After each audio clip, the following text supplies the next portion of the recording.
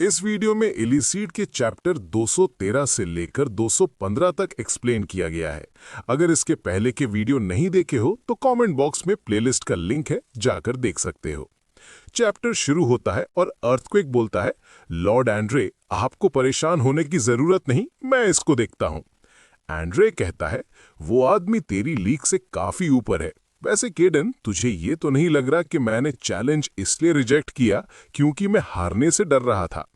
केडन बोलता है, मैं जानता हूं तूने इस रीजन की वजह से रिजेक्ट नहीं किया था, प्लस मैं भी नहीं जानता कि मैं तेरे से जीत पाऊंगा या नहीं। मैं बस टॉप 10 के साथ फाइट करना चाहता हूं, ये काफी वर्थ इट रहेगा।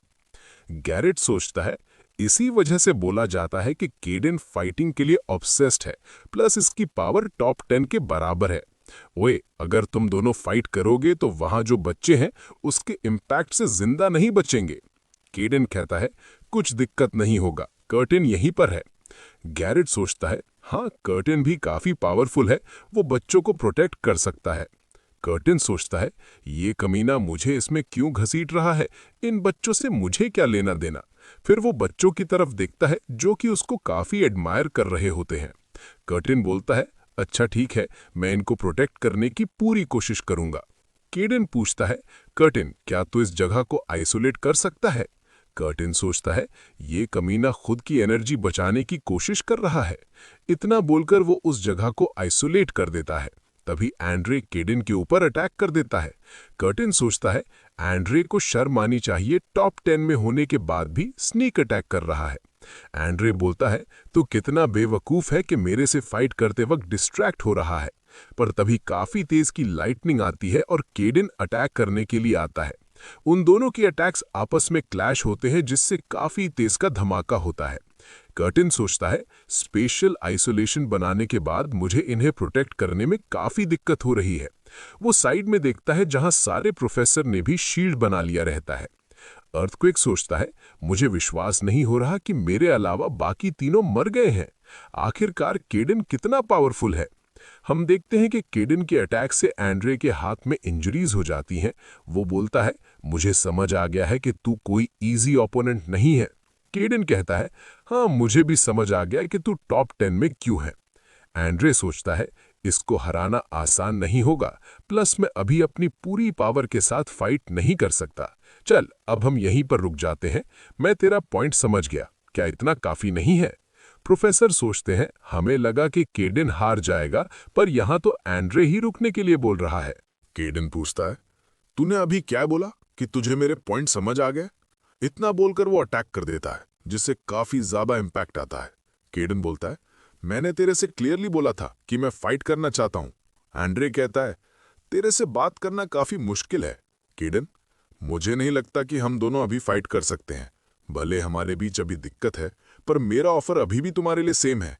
केडन बोलता है, मेरी भी कंडीशन सेम है। फ्रेम के अंदर जितने भी टॉप 10 हैं, मैं उन सब से फाइट करूंगा। ये सुनकर एंड्रे वहां से चला जाता है। स्टूडेंट सोचता है, केडन टॉप 10 के अगेंस्ट फाइट करने के बाद भी नॉर्मल खड़ा है, इसी वजह से जीवू इतना ज्यादा स्ट्रांग है। केडन पूछता है, अभी तेरी हालत कैसी है? जीवू कहता है, मैं मैनेज कर सकता हूं। कर्टेन बोलता है, तेरे चेस्ट की सारी हड्डियां टूट गई हैं, तुझे जल्दी से ट्रीटमेंट की जरूरत है। गैरेथ कहता है, केडन, आपका शुक्रिया, क्या हम थोड़ी देर के लिए बात कर सकते हैं? केडन बोलता है, नहीं, हम बाद में जरूर बात करेंगे। गैरेथ सोचता है, मैंने सुना तो था कि टॉप 10 केडन से फाइट करना अवॉइड कर रहे हैं, पर मुझे लगा था वो सब झूठ है। पर अब जब मैंने अपनी आंखों से देखा तो विश्वास नहीं हो रहा।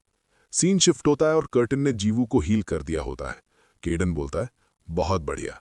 कर्टन कहता है, चुप हो जा, आखिरकार तू होता कौन है मुझे बताने वाला कि मैंने अच्छा काम किया है या नहीं? वैसे मैं इस बच्चे को क्यों ट्रीट कर रहा हूं, जबकि ये मेरा कुछ लगता भी नहीं है। हाँ, शायद मुझे इसके लिए बुरा लग रहा होगा क्योंकि इसका टीचर काफी बड़ा कमीना है। अगर मैं ना होता तो ये अभी तक मर गया होता। वैसे क्या तू ठीक फील कर रहा है? जरूर इतनी पावर इस्तेमाल करने के बाद तेरी बॉडी कंडीशन काफी खराब होगी। आखिर तूने फाइट की क्यों थी, जबकि तू अभी इंजर्ड है? केडन बोलता है, क्योंकि मैं सबको एक क्लियर मैसेज भेजना चाहता था कि अगर उन्होंने मेरे या जीवू से पंगा लिया तो उनकी क्या हालत होगी। कर्टन कहता है, हाँ, तूने इस बार अच्छा डिसीजन लिया है। सीन शिफ्ट होता है और केडन सोचता है, मैंने सच में काफी पावर इस्तेमाल कर ली है। अरे, तोड़ दिया बच्चे। तुझे अभी कैसा फील हो रहा है? जीवू कहता है, मैं हील हो गया हूं, पर काफी हैवी फील हो रहा है। वैसे केडन, मैं ज्यादा से ज्यादा लोगों को बचाना चाहता था, इसलिए उनका अटेंशन अपनी तरफ लेने की कोशिश कर रहा था। केडन बोलता है, हाँ मैं समझ गया। जीवू पूछता है, क्या आप मुझे डांटोगे नहीं? मैंने अपने आप को खतरे में डाला, प्लस आपको भी अपनी पावर्स इस्तेमाल करनी पड़ी। केडन पूछता है, पर मैं ऐसा क्यों करूंगा? भले ही थोड़े वक्त के लिए, पर मुझे टॉप 10 के साथ फाइट करने का चांस मिला। तुझे मालूम है, मैं हमेशा इस दुनिया में अकेला था, मेरे पास कोई नहीं था, इसीलिए मुझे अपनी रिस्पॉन्सिबिलिटी खुद उठानी पड़ती थी। पर तुझे ऐसा करने की जरूरत नहीं है। तुझे जो करना हो वो कर, क्योंकि तेरे लिए मैं हूं।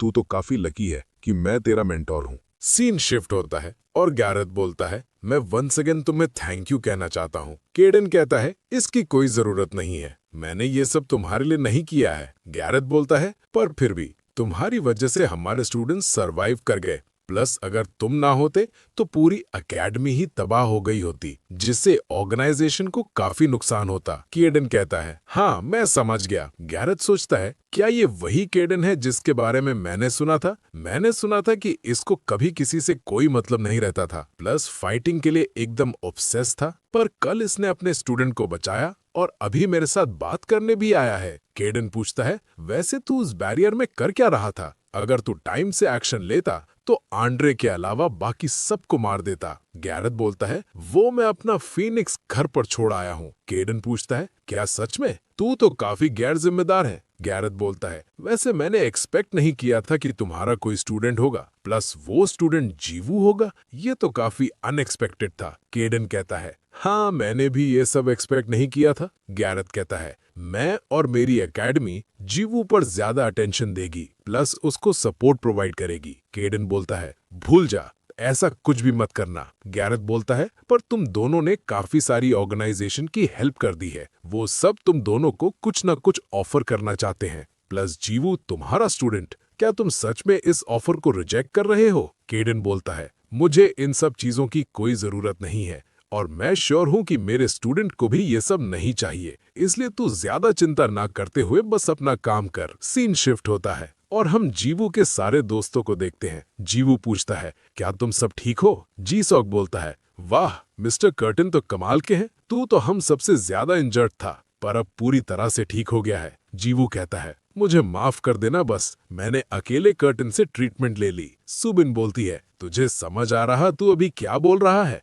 तू वहां ऑलमोस्ट मर गया था, प्लस कोई हीलर ऐसे ही किसी को हील नहीं करता जब तक वो सेम ग्रुप या टीम में ना हो। मैंने तो कभी ये भी नहीं सुना था कि कर्टन ने एक से ज्यादा बार किसी को ठीक किया हो। हम तो काफी ज्यादा ग्लैड है कि उन्होंने तुझे ठीक कर दिया। जीवू बोलता है, पर मुझे माफ कर देना, तुम सब मेरी वजह से इंजर्ड हो गए। अगर मैं वहां ना जाता तो तुम सब भी बीच में नहीं आते, ये सब मेरी गलती है। जी-सॉक कहता है, ओए जीवू, बकवास बंद कर, मैं बीच में अपनी मर्जी से आया था, ये इंजरीज मेरे खुद के डिसीजन की वजह से हुई हैं, इसलिए ऐसा मत बोल कि ये सब तेरी गलती है। सुबिन बोलती है, वैसे सच बोलूं तो तुम सबके साथ मिलकर फाइट करने में मुझे काफी मजा आया था, शायद इसीलिए जब तुमने ऐसा बोला तो जी-सॉक गुस्सा हो गया है। जीवू बोलता है, अच्छा रुकना, मैं जी-सॉक से मिलकर आता हूँ। सीन शिफ्ट होता है और जी-सॉक सोचता है, कहीं मैंने ओवर रिएक्ट तो नहीं कर दिया है। तभी वहां जीवू आके बोलता है, जी-सॉक मुझे माफ कर देना। जी-सॉक पूछता है, अब तू किस लिए माफी मांग रहा है? जीवू बोलता है, क्योंकि मैं ये नहीं समझ पाया कि तुम कैसा फील कर रहे होगे। अगर मैं तुम्हारी जगह होता तो मैं भी सेम चीज करता। अगर तुम किसी से फाइट करते तो मैं भी बिना कुछ सोचे फाइट करने के लिए आ जाता, क्योंकि हम सब दोस्त हैं। जी-सॉक पूछता है, पर तुझे ऐसा किसने करने के लिए बोला? तुझे तो मालूम भी नहीं कि मेरा ओपोनेंट कौन होगा। पर तभी वहां वर्ल्ड अवेकेंड एकेडमी के स्टूडेंट्स आ जाते हैं। लड़का कहता है, तुम्हारा थैंक यू सो मच, हमने सुना तुम ट्रीटमेंट के बाद यहाँ आए हो, इसलिए तुम्हें थैंक यू बोलने आ गए। मेरे ऊपर फ्रेम ने अटैक कर ही दिया था कि तभी तुमने उन्हें डिस्ट्रैक्ट कर दिया, जिसकी वजह से मैं बच गया। और ये चीज हम सब के लिए सेम है, तुमने हम सबको बचाया है।